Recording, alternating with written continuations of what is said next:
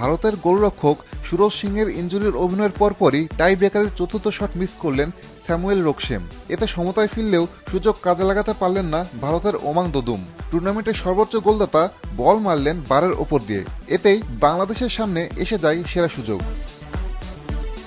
গোল করলেই শিরোপা জয়, এমন সমীকরণকে সামনে রেখে টাই ব্রেকারের পঞ্চম শট নিতে এলেন আমেরিকায় বড় হওয়া এক যুবক।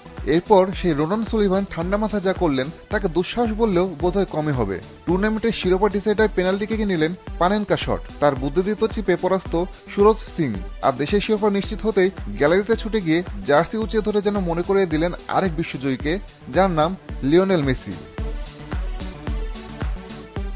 এদিকে দ্বিতীয়বারের মতো সাফ অনূর্ধ্ব-20 টুর্নামেন্টের চ্যাম্পিয়ন হতেই আনন্দের আতিশয্যে বাংলাদেশের এক একজন ফুটবলার ছুটছিলেন এক এক দিকে। ভিন্ন দেশের সেই গ্যালারি তখন বাংলাদেশিদের চিৎকারে প্রকম্পিত। কেউ কেউ জাতীয় পতাকা হাতে নিয়ে দৌড়াচ্ছেন, অন্যদিকে ভারতের ডাগআউটে রাজ্যের হতাশা। এত কাছে এসেও শিরোপা হারানোর শোকে হতবিহ্বল টুর্নামেন্টের সর্বোচ্চ 5 বারের চ্যাম্পিয়নরা। ম্যাচে অবশ্য দারুণ লড়াই করেছে দুই দলই। একদম পরিষ্কার বা বড় সুযোগ তৈরি করতে পারেনি বাংলাদেশ বা ভারতের কেউই। তবে আক্রমণ প্রতি আক্রমণে প্রতিদ্বন্দ্বিতায় ভরা দারুণ এক ম্যাচে উপহার দিয়েছে দুই দল। ফাইনাল বলে হয়তো রক্ষণ জমাট রাখায় সবার মনোযোগ ছিল বেশি, আর তাই নির্ধারিত 90 মিনিটে লক্ষ্যভেদ করতে পারেনি কোনো দলই। নিয়ম অনুযায়ী ম্যাচ চলে যায় সরাসরি টাই ব্রেকারে। সেখানে ভারতের প্রথম শটেই মিস করেন ঋষি।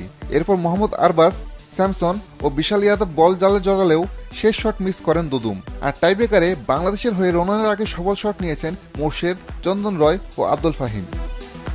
দারুণ এ জয়ে অনূর্ধ্ব-20 সাফের শিরোপা নিজেদের কাছে রাখল বাংলাদেশ। আসাদুজ্জামান লিটন, এখন।